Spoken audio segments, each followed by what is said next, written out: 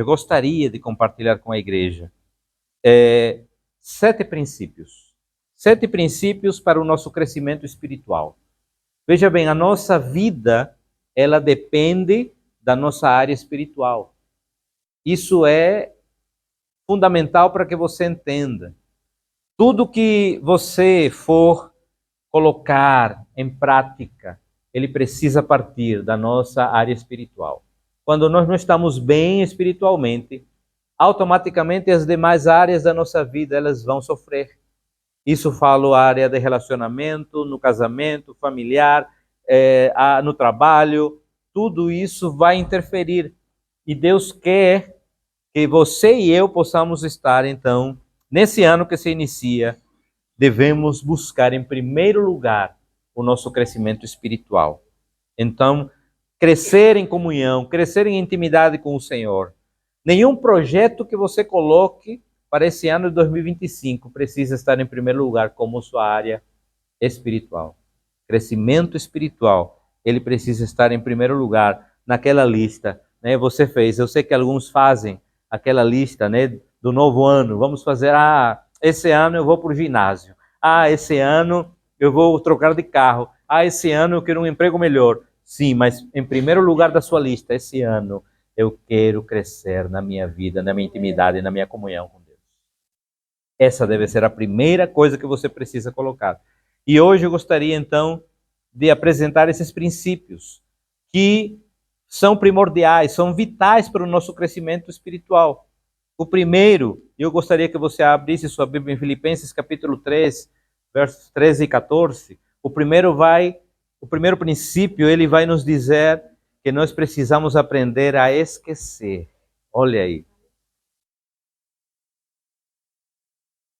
Filipenses 3, 13 diz assim: irmãos, não penso que eu mesmo já o tenha alcançado, mas uma coisa faço, esquecendo-me das coisas que ficaram para trás e avançando as que estão adiante, prossigo para o alvo, a fim de ganhar o prêmio do chamado celestial de Deus em Cristo Jesus.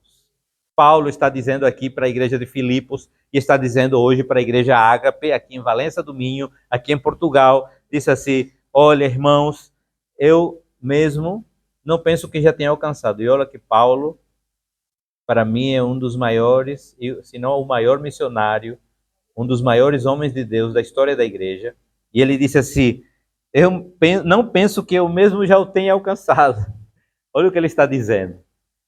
Mas ele disse assim: esquecendo-me das coisas que ficaram para trás. Muitas vezes, em certo sentido, nós precisamos esquecer algumas coisas que ainda atrapalham a nossa vida.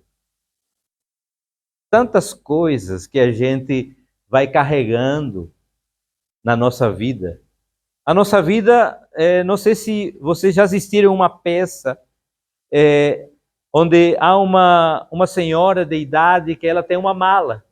E ela abre a mala e vai enchendo de coisas durante a sua caminhada. E essa mala vai se tornando pesada. E ao invés de ser uma vida leve, é uma vida de fardo. E essa pessoa vai cada vez mais colocando as coisas. E olha que coisa negativa pesa muito. Muito mais do que as coisas positivas. E aí vem e ela não consegue mais suportar o peso. E então, essas coisas que nós precisamos deixar para trás. Eu quero desafiar a igreja, eu quero desafiar você que nos visita hoje. Você precisa abrir a sua mala e tirar tudo aquilo que não presta mais, aquilo que não vai fazer bem a você, aquilo que você já identificou, isso não me faz bem, mágoas, rancores, tudo aquilo que não presta, você precisa abrir a sua mala e tirar para fora. Esquecendo-me das coisas que para trás ficam. Posso até ser ousado e dizer: esqueça das bênçãos que você conquistou no passado, porque já ficaram para trás. Porque Deus tem novas bênçãos para a sua vida. A gente, às vezes, vive das bênçãos do passado. Mas essas bênçãos foram bênçãos sim atrás. E é bênção você ter recebido elas, sendo redundante. Mas Deus tem novas coisas para você. E se você fica vivendo das vitórias passadas, das bênçãos passadas, você não vai conseguir enxergar aquelas que vêm pela frente. É por isso que Paulo disse assim: esquecendo-me das coisas que para trás ficam e avançando. Porque quando você vive no passado, quando você deixou sua vida para trás, você não consegue avançar. Você pensa só naquilo: ah, mas Senhor, foi tão lindo quando estava no Brasil, foi tão lindo com a família, foi tão lindo assim, e você vive no passado. Você, como imigrante, sabe, se você não cortar os laços com o que ficou para trás, você não avança na nova terra que você está. Espiritualmente falando, é a mesma coisa. Nós precisamos entender isso. Eu compartilhei com vocês a minha caminhada. Então, eu aprendi isso porque a minha imigração foi muito cedo. Com 19 anos de idade, eu já estava em outro país. E precisei enfrentar uma vida sem ter meus pais por perto. E aí começou meu entendimento. Agora eu preciso cortar. Não é que eu vou abandonar meus pais, nem deixar os meus pais, nem deixar de amar os meus pais. Mas há coisas que eu preciso deixar para trás. Senão eu vivo preso no passado. Senão eu vivo em função daquilo que eu já passei na vida. E se você não quebrar isso, você vai viver apenas as coisas que você vivenciou nessa lembrança. Por isso nós precisamos de uma porção nova de Deus a cada dia. E essa porção está disponível. Lembram que quando Deus ele estava com o povo de Israel, ele disse para Israel, quando eles estavam para passar o Mar Vermelho, e vinha quem atrás? O exército de Faraó. Não era só o Faraó. Era o Faraó com seu exército. E eu já vi alguns filmes e eu começo a imaginar. Você sabe que eu gosto muito de imaginar as cenas quando estou lendo a Bíblia. E aí, imaginem eles, o Mar Vermelho à frente, o deserto aqui no meio e atrás, aquela poeira levantada pelo exército de Faraó com os carruagens e cavalos que vinham. E o povo agora fica desesperado porque olhou para trás e esqueceu de olhar para frente. E o que diz? Moisés então disse assim: Senhor, porque todo mundo disse: Moisés, por acaso não tinha demasiados túmulos e cemitério lá no Egito para a gente morrer, que nos trouxeste para morrer aqui? Quantas vezes a gente já se queixou: Senhor, me trouxeste aqui para sofrer? Quantas vezes você já falou isso? Eu já falei. Mas já pedi perdão a Deus. E a partir de hoje eu decido, não quero olhar mais para trás. E aí Deus fala para Moisés: por que clamas a mim, Moisés? Diz ao meu povo que marche. Sabe o que significa marche? Significa avançar. Diz ao meu povo que avance. E eu estou hoje dizendo: Igreja Batista Ágape, é tempo de avançar. Não é tempo de ficar remoendo no passado. É tempo de avançar. Veja o que diz em Isaías, capítulo 43, verso 25. O Senhor mesmo, Ele já apagou nossas transgressões. Sou eu mesmo, e aquele que apaga suas transgressões por amor de mim, e que não se lembra mais dos seus pecados. Porque você já pensou, se Deus se lembrasse dos nossos pecados, a gente estava frito. Ele apaga nossos pecados. Quando Ele olha para nós, Ele não olha mais para o que nós fizemos. Ele apagou. E aí agora nós precisamos entender que esquecer as nossas próprias falhas também significa perdoar.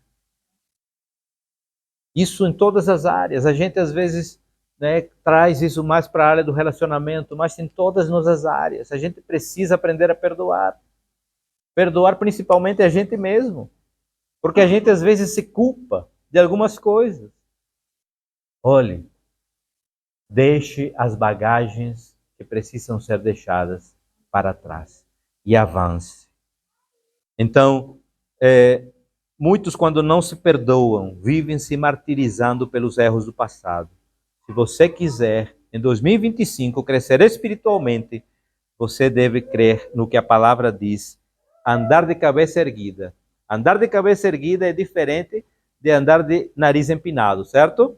Amém? Andar de cabeça erguida é entender a sua identidade, a sua posição. Sabe por quê? Porque eu sou filho do Deus vivo. Eu sou e tenho a mente de Cristo. Eu sou discípulo de Cristo. Então, tendo essa identidade, nós vamos avançar. Muitos têm ficado paralisados numa lamúria sem fim, em cima de algo que já passou. Não podemos mudar o que já passou. Eu aprendi desde cedo, né, da minha mãe. Ela disse assim: não adianta chorar sobre o leite derramado. Né? Quantos já ouviram essa frase? Não adianta. A gente às vezes fica chorando sobre o leite derramado. Não, não adianta. Agora você vai ter que limpar o fogão, porque senão fica aquela nhaca toda, né? Você limpa e aí continua. Continua a vida. Não adianta. Muito bem. Então a primeira coisa, o primeiro princípio é esqueça, né, as coisas que ficaram para trás. Segundo princípio, aprenda a perdoar. Esse é o segundo princípio. É um pouco ligado ao primeiro. A falta, né, de perdão muitas vezes nos prende também ao passado. Então nós precisamos entender que perdão é graça de Deus. Perdão é graça de Deus. Quem já assistiu o filme A Cabana? É um filme tremendo. E eu desafio você, se já assistiu, assista de novo. Se não assistiu, assista. Porque é um filme tremendo na nossa vida. Apesar de ter algumas questões que filme tem, né? Mas se a gente começar a filtrar aquilo que é importante, a gente vai extrair lições tremendas desse filme. Então, é nós entender que perdão é dar ao próximo outra chance. Se a gente recebeu de Deus uma tremenda chance, e Deus é um Deus de novas chances, por que eu não quero dar para o próximo a mesma chance que eu recebi? Quando nós não queremos dar perdão, a gente está se colocando no lugar de juiz. E Deus não quer, não divide seu lugar com ninguém. Ele é o juiz, eu apenas sou filho. Então nós precisamos compreender isso. Outra coisa que você precisa entender junto comigo é que perdão, ele significa saúde física e mental. Sabe que cientificamente está comprovado que a falta de perdão traz doenças psicossomáticas que elas vão se transformar depois em doenças que vão ser crônicas para a saúde. Está provado que muitas vezes o cancro, o câncer, tem a ver com a falta de perdão. Isso é científico, não estou falando aqui por falar. Mas você precisa entender então que perdão é saúde física e espiritual, mental. Somente quem sabe o que é ser um pecador pode liberar perdão. Quando a gente entende que nós somos pecadores e que o Senhor nos perdoou primeiro, aí a gente aprende a perdoar o nosso irmão, o nosso cônjuge, os nossos pais, os nossos filhos. O perdão é para o pecador, né? E ele só flui do coração de alguém que se reconhece pecador. Agora, quem tem dificuldade de perdoar é porque acha que ele não é pecador. Isso é forte, mas a gente precisa entender. Porque eu digo aqui na frente, alguns irmãos até depois me dizem assim: pastor, não fala assim. Mas eu digo: olha, o pior de todos sou eu. Sabe por que eu digo isso? Porque é verdade. Eu não sou bom por estar aqui na frente, por falar para vocês, por ter esse encargo, essa responsabilidade de pastorear este rebanho. Não. Eu estou aqui pela graça de Deus e porque assim Deus o quis, até o momento que Ele assim o quiser, mas isso não me torna melhor do que ninguém aqui. Eu sou tão pecador quanto você. Apenas tenho um encargo, uma responsabilidade a mais, a qual pesa e veja como pesa. Mas isso não me dá o direito de olhar para você despectivamente. Não, eu digo por isso, eu sou o pior de todos aqui. Se Jesus, quando os discípulos falaram assim, bom mestre, ele disse, bom eu? Não, bom é meu pai. E eu vou dizer que eu sou bom? Não. De jeito nenhum, eu não sou bom, não. Mateus capítulo 6, verso 12. Esse aqui é a oração do Pai Nosso. E essa oração diz assim, perdoa as nossas dívidas, assim como nós perdoamos os nossos. Veja aqui que há uma dinâmica de bilateralidade. Perdoa nossas dívidas, assim como nós perdoamos. Estamos dizendo, Senhor, perdoa aquilo que eu fiz, assim como eu perdoo meu irmão. Será que se vivermos nessa verdadeira frase que diz o verso, nós estamos sendo perdoados mesmo? Ou estamos apenas falando só por falar? É profundo, é forte. Perdoar é liberar quem nos deve, mas é também nos liberarmos a nós mesmos para continuar avançando em direção ao propósito e à vontade de Deus para as nossas vidas. Amém, amados? Terceiro, vamos recapitular. O primeiro princípio é aprender a esquecer. Segundo princípio, aprender a perdoar. Terceiro princípio, aprender a orar. Olha, João capítulo 15, verso 7. João 15, verso 7. Veja o que diz essa palavra tremenda. Se vocês permanecerem em mim e as minhas palavras permanecerem em vocês, pedirão o que quiserem e será concedido. Isso é tremendo, amados. Em João 15 nós podemos ver como nós precisamos entender a nossa vida de permanecer em Jesus. Quando Célia veio aqui com o guarda-chuva, por sinal deixou aqui tudo molhado, ela deu entendimento que nós estamos sobre uma proteção. Agora você decide, a decisão é nossa. Se você quer viver, isso que Célia fez, meu pai fez comigo quando eu tinha 16, 17 anos, mais ou menos a idade de Otávio. Otávio está com 16, 15, um pouquinho mais. Então, meu pai me disse assim, porque eu nasci num lar cristão, meu pai era pastor, e eu disse, pai, eu nunca experimentei do mundo, eu queria experimentar, meus colegas vão para festa, meus colegas se divertem. Aí ele disse, tudo bem, meu filho, você quer? Agora entenda uma coisa. Aí ele puxou um guarda-chuva que tinha grande, guarda-sol mais do que guarda-chuva, e ele disse assim, abriu e disse, olha, você está aqui debaixo dessa proteção. Enquanto você estiver debaixo dessa proteção, aquilo que porventura puder vir externo, esse guarda-chuva que é Deus na sua vida vai lhe proteger. Mas quando você decidir fechar e sair, o que acontecer é por conta tua. Conta e risco tua. Aí eu pensei, eu gostava muito dessas dinâmicas do meu pai, porque ele nunca me obrigou a fazer nada assim. Você tem que fazer porque... Não, ele me fazia pensar. E talvez é por isso que eu hoje tenho esse entendimento de não fazer nada por religiosidade. Porque tudo que é imposto é religioso, mas aquilo que você pensa, que você analisa, que você vive, é uma coisa que você entendeu. E eu entendi isso na minha vida. Então, eu disse, Senhor, realmente, eu preciso do Senhor na minha vida. E eu não vou sair dessa proteção. Quem é doido? Pior que tem doido, né? Mas eu não fui doido na época. Eu disse, Senhor, me ajuda, me capacita. Eu até, às vezes, né, dava aquela fugidinha, mas quando via aquele ambiente, disse, Senhor, isso não é para mim. Não é para mim. Porque aos olhos carnais, né, e de um jovem, de um adolescente, é até agradável, né? Mas depois fica aquele vazio que quem pode preencher é só Jesus.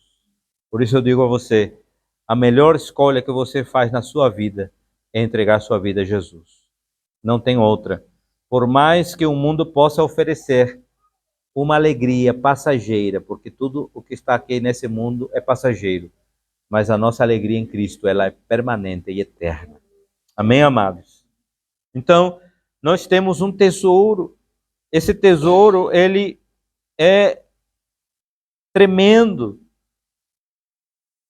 Veja aí o que diz Efésios 1:3.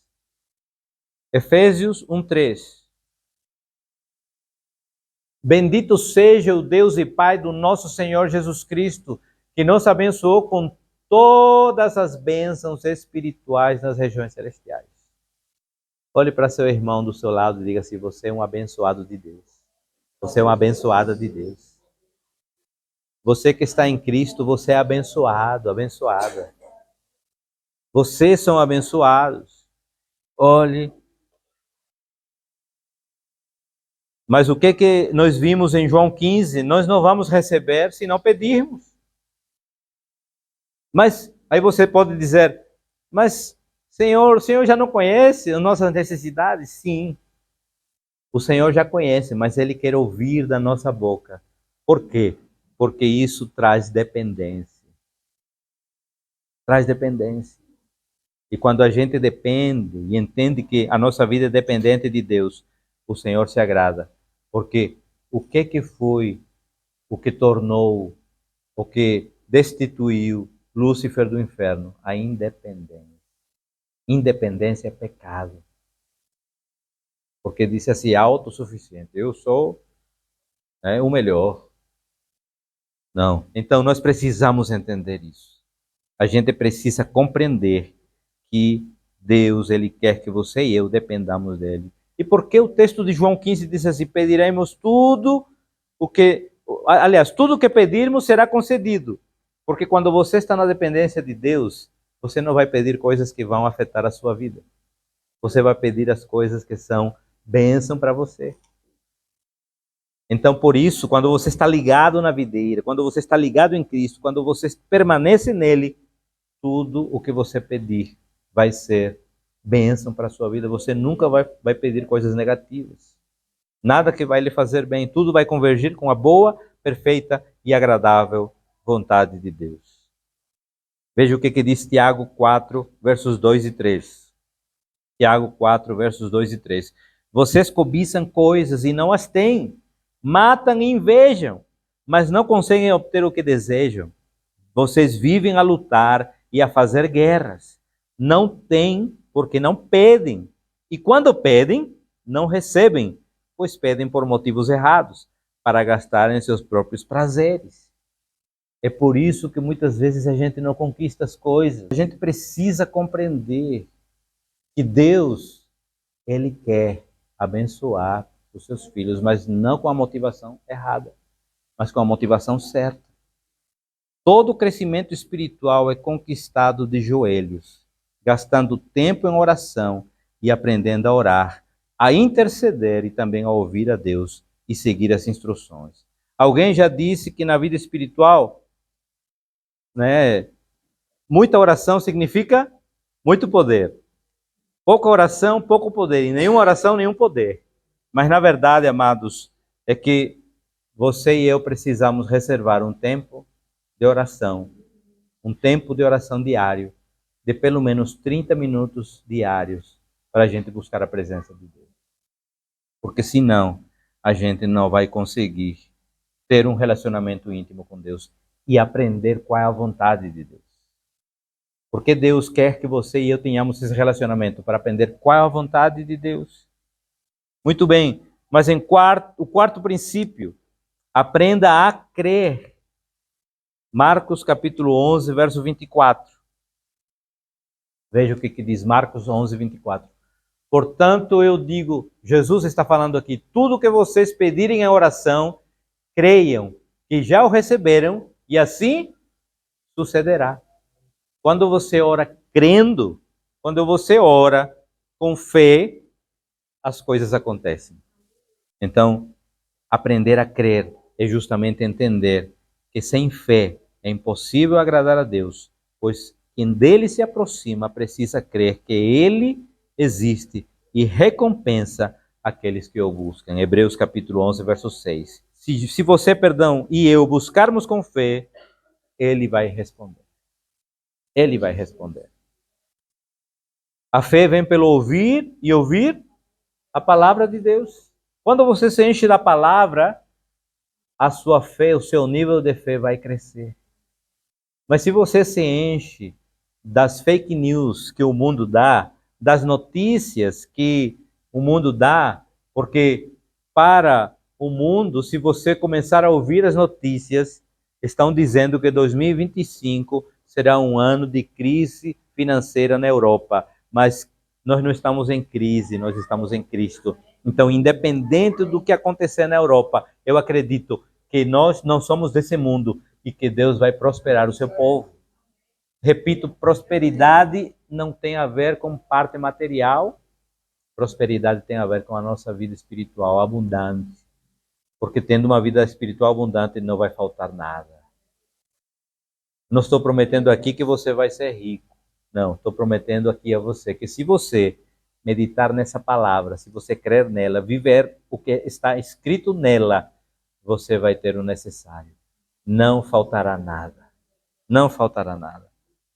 Então, nós precisamos compreender isso. E aí, então, nós devemos entender que crescer espiritualmente significa e requer crescer em fé, em experiências com Deus, em obediência a Deus, em arriscar andar na direção de Deus, em permitir que Ele nos guie, em arriscar esperar até que Ele nos direcione. Obedeça ao Espírito Santo, obedece restritamente a palavra de Deus, mesmo que pareça difícil ou estranho, aprenda a pôr a sua fé em ação. Para mim foi difícil e estranho quando começamos lá no Brasil, o Senhor começou a nos mexer e eu, com Célia, olhávamos assim e parecia que estávamos estagnados, espiritualmente falando, ministerialmente falando. Amados, eu era auxiliar de um pastor, é uma bênção, e a igreja ela tinha quase 1.000 membros. Eu tinha um bom salário. E o Senhor começou a dizer, olhe, eu estou te mexendo. E para nós, inicialmente parecia loucura trocar o certo pelo duvidoso. E o Senhor começou a mexer, e mexer, e eu não entendia. E as coisas acontecendo.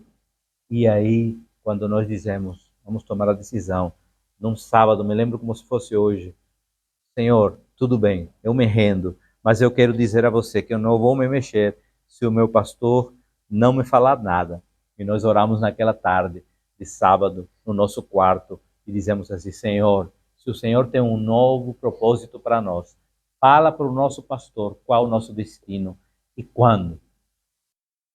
Na quarta-feira que veio, na seguinte, nós tínhamos reuniões dos pastores toda quarta-feira, tomávamos café, conversávamos e meditávamos um pouco, fazíamos reuniões organizacionais.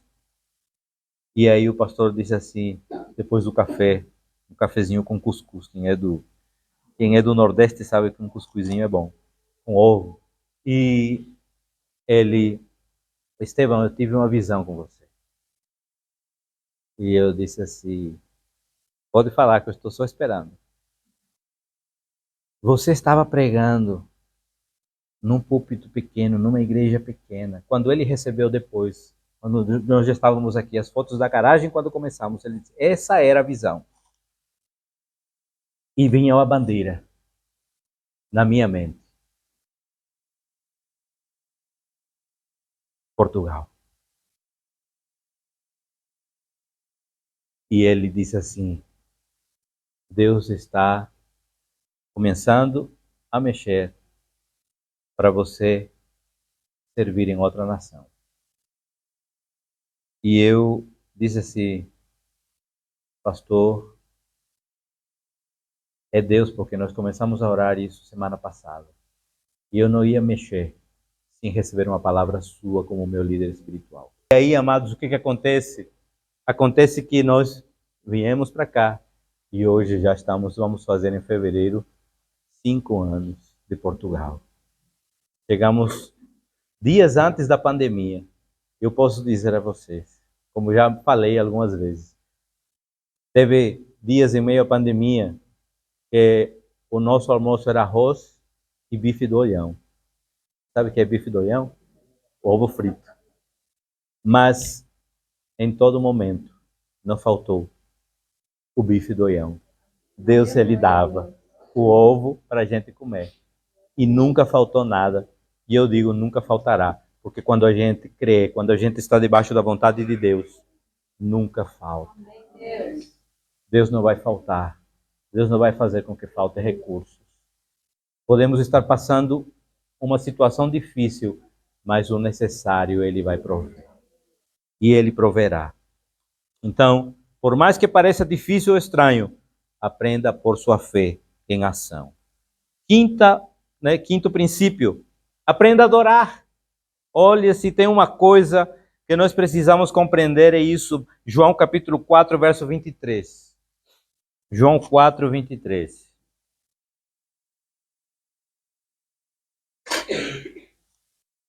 No entanto, está chegando a hora e de fato já,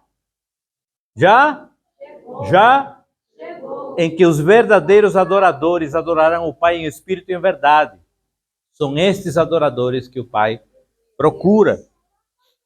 Efésios capítulo 5, versos 18 a 21. Veja o que diz a palavra do Senhor. Não se embriaguem com vinho que leva à libertinagem, mas deixem-se encher pelo Espírito, falando entre si com salmos, hinos e cânticos espirituais, cantando e louvando de coração ao Senhor, dando graças constantemente a Deus Pai por todas as coisas, em nome do nosso Senhor Jesus Cristo. Sujeitem-se uns aos outros por temor a Cristo. Veja o que é bom isso. Nós precisamos aprender a adorar. A Bíblia claramente afirma que nós enchemos do Espírito Santo através de nossas atitudes. E Paulo destaca em Efésios a questão de cantar, de louvar e agradecer. A adoração desenvolve fome de Deus, da presença do Senhor. O lugar de comunhão com Deus não é apenas a igreja ou no pequeno grupo. Não, mas em nosso íntimo. Quando você estiver em casa, coloque louvores, coloque adoração, para que você possa adorar. Quando você estiver no carro, coloque, porque você vai adorar o Senhor. Quantas vezes a gente esquece no dia de adorar o Senhor, e por isso a nossa caminhada se torna pesada, enfadonha. Nós precisamos crescer e viver em contínua adoração. Levaram meus paninhos aqui, por favor, amor. Dar graças em tudo, principalmente. Então, nós precisamos agradecer. Quantas vezes a gente agradece? Obrigado. Quem já me conhece sabe, né?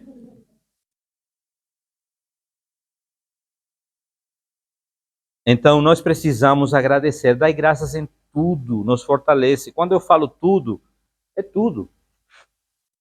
Muitas vezes a gente só quer agradecer pelas vitórias, pelas bênçãos. Mas não. Graças também por aquele momento difícil que você está passando. Graças por aquela crise que você enfrenta. Sabe por quê? Porque eu aprendi uma coisa no meio empresarial e na parte administrativa. É na crise que as oportunidades para crescer surgem. Quantos faliram em meio à pandemia? Faliram. Porque a sua mente não focou nas oportunidades, mas quantos ficaram mais ricos na pandemia? Crise, se a gente focar nela, a gente se afoga junto. Mas se a gente começar a pedir a Deus estratégias, a crise ela vai trazer oportunidades. Isso em todas as áreas, seja empresarial, seja de relacionamento, seja até na área espiritual. Quantas vezes aqui nós como igreja, apesar de sermos uma igreja nova de 3 anos e meio para 4 anos que vamos completar em agosto, quantas crises já passamos? E serviram para quê? Para que a gente possa crescer. Para que a gente possa se firmar mais. para que a gente esteja mais juntos, buscando mais a presença de Deus. Então é para isso que a gente precisa entender, e por isso nós precisamos agradecer ao Senhor. Viver em murmuração nos esvazia, alimenta o negativismo e a incredulidade. Lembre-se, em qualquer culto público, você precisa se dedicar fervorosamente à oração, à adoração, ao louvor, porque nós precisamos buscar isso. Então, nesse tempo, você ore, adore a Deus através de músicas, com salmos, com orações. Não deixe de meditar na palavra, porque isso é alimento para a nossa vida. Sexto princípio, vou correr um pouco. Vamos lá. Aprender a testemunhar. E é fundamental isso. Muitos não aprendemos isso e a gente fica acanhado. Mas você e eu precisamos aprender a testemunhar. O que diz Atos 1:8? Acho que todo mundo sabe de cor.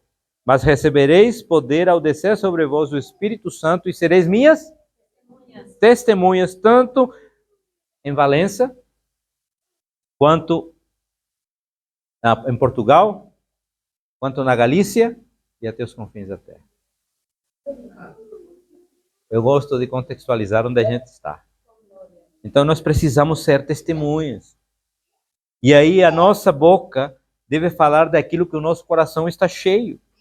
Somos chamados a testemunhar de Jesus em todo lugar. Testemunhar de Jesus, amados, não é começar agora a andar e você pegar as pessoas e dizer, olha, você conhece Jesus? Você tem que conhecer Jesus. Eu conheço gente que é assim. Não, é dizer assim, olha, eu tive uma experiência maravilhosa. A minha vida era daquele jeito antes de conhecer uma pessoa. Mas quando eu conheci essa pessoa, a minha vida se tornou diferente. Então isso que é testemunhar. E outra coisa, o testemunho que fala mais alto não é aquilo que a gente vai falar, mas aquilo que a gente vive. Isso fala mais alto. Então nós precisamos compreender isso. Então esse é o nosso desafio para 2025. Testemunhar o quanto nós pudermos em todos os lugares e as oportunidades. Nós precisamos que as pessoas vejam através de nós a Cristo. Amém, amados? E sétimo princípio, então, e último, aprender a dar, a oferecer. Lucas capítulo 6, verso 38. Tem um pouco a ver também com isso que Cris falou, mas é um pouco mais além do que isso. Veja o que diz. Jesus está falando aqui, deem e será dado a vocês uma boa medida, calcada, sacudida e transbordante. Será dada a vocês, pois a medida que usarem também será usada para medir vocês. Muitas vezes esse texto é usado sim para a parte financeira, e porque esse contexto que Jesus está falando aqui era no mercado de cereais, quando tinha o quê? Aqueles sacos cheios de cereal, e inicialmente, ele parecia que estava cheio, porque o saco vai e você enche. Só que quando ele disse assim, uma boa medida calcada, é que ele pegava o saco e fazia assim, até ficar menos cheio, e aí sacudida, porque ele vai sacudir mais, para poder realmente deixar ele menos cheio e assim encher mais, até que fique transbordando. Deus tem isso para a gente. A gente às vezes se contenta só com o que vemos e parece que está cheio, mas não. Deus quer pegar a sua vida, a minha vida, Ele quer nos sacudir. E muitas vezes essas sacudidas doem. Muitas vezes as sacudidas são desconfortáveis. Muitas vezes as sacudidas nos tiram da nossa zona de conforto. Mas essa sacudida e essa calcada, que a princípio dói, ela tem o princípio, ela tem o propósito, de poder fazer você transbordar. Porque sem você ser mexido, você não vai aprender a transbordar. Mas também tem a ver com a parte de contribuição. Aprenda a contribuir com ofertas e dízimos. Experimente o cumprimento dessa promessa. Sabe, muitas vezes eu fico acanhado e fico, mas eu decidi na minha vida não ficar mais. Por quê? Porque Deus me colocou aqui com um propósito, com a função pastoral. E o pastor, ele tem que ensinar. Porque senão você vai aprender com quem? No YouTube? Não, você tem um pastor para que ensine vocês. E aí eu ficava assim por quê? Porque lamentavelmente nós vemos isso no mundo gospel. Muitas igrejas se aproveitam, muitos líderes se aproveitam, há muitos aproveitadores e a palavra fala disso. A palavra fala disso. Mas nós que queremos agir da maneira correta, sofremos por causa dos aproveitadores da fé que existem muitas vezes. Mas se Deus conhece meu coração, se vocês que são ovelhas da casa conhecem meu coração, vocês sabem que eu não estou aqui para por dinheiro, não. Mas uma coisa é necessária, eu preciso aprender a contribuir, eu preciso aprender a entender que se quero experimentar das promessas de Deus na minha vida, é fundamental eu aprender a oferecer ao Senhor o meu melhor. E quando eu falo, não é apenas financeiro, não, é também de recursos humanos. Se você tem um dom e você quer exercitar esse dom, olhe, apresente ao Senhor e entregue o seu melhor a Deus, na comunidade que você serve, na igreja que você serve. Esse princípio que Cristo falou aqui sobre Melquisedeque, ele fala um princípio tremendo. Por quê? O lugar do dízimo é o lugar onde você é alimentado e cuidado. Muitos têm deturpado isso. Ah, pastor, eu senti dar o meu dízimo para outra igreja, para o fulano de tal. Não, o dízimo é para a igreja onde você é. Quando Abraão, ele entregou o dízimo Quando Abraão entregou o dízimo para Melquisedeque, ele entregou porque Melquisedeque ele deu água, deu pão e vinho. Isso é alimento material e espiritual. Então, se você está sendo alimentado nessa casa, nada mais justo que você também seja contribuinte nessa casa. Isso é fundamento, isso é princípio, isso não é obrigação. Agora, a quantidade e os valores é conforme seu coração. Aqui ninguém vai obrigar você a dar além daquilo que Deus dispôs no seu coração. Deus colocou no seu coração, então você contribui. A gente apenas acha que a forma de contribuir é recursos financeiros. Não. Você precisa aprender a amar o seu irmão, aprender a amar mais, a compreender mais, a respeitar mais, a poder ter mais empatia. Sabe, uma das coisas que me deixa chateado muitas vezes é quando eu não vejo empatia com os irmãos e algum aponta o outro. Olha, aqui não é lugar de apontamento, aqui é lugar de bênção e de você ajudar o seu irmão. Se você viu o seu irmão que está passando por alguma dificuldade, você não vai fazer com que ele se afunde mais, mas você vai segurar a mão para que ele venha a ser restaurado. Essa é a função da igreja. Nós precisamos entender. Olhe, não nos cansemos. Gálatas 6, versos 7 ao 10. Já para encerrar. Veja o que diz a palavra. Não se deixem enganar, de Deus não se zomba, pois o que o homem semear, isto também colherá. Quem semeia para a sua carne, a carne colherá a destruição, mas quem semeia para o Espírito, do Espírito colherá a vida eterna.